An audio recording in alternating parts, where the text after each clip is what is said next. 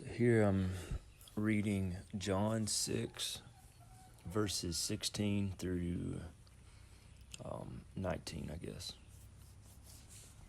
So this is where Jesus walks on the water.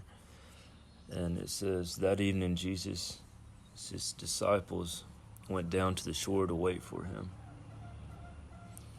But as darkness fell and Jesus still hadn't come back, they got into the boat and headed across the lake towards Capernaum.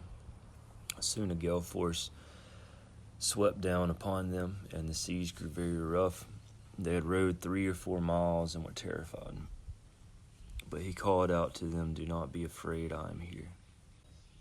I think it's interesting that the disciples chose to leave without Jesus. I wrote here below this scripture, it says, Jesus took longer than expected, so the disciples left without him and experienced a storm.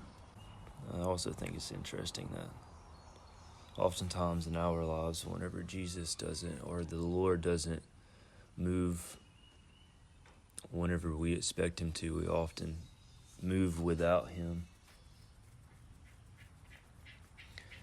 And almost every time that results in us experiencing a storm also. Whenever we try to make things happen in our own time frame, or we try to accomplish a goal or complete a task in our own time frame and don't just wait patiently on the Lord, that crosses over in many aspects of our life. We think that by completing a goal, or getting a certain career, or gaining some type of possession or whatever, will bring us joy and happiness, but it never will, because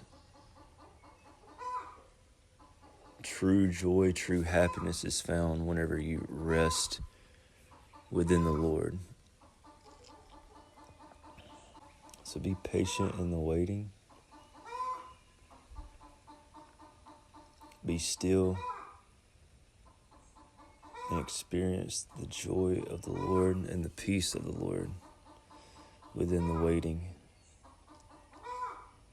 Because all of it truly does not matter. Possessions do not matter. Self-pleasure, your own goals, they don't matter. The only thing that matters is the presence of the Lord and seeking his face.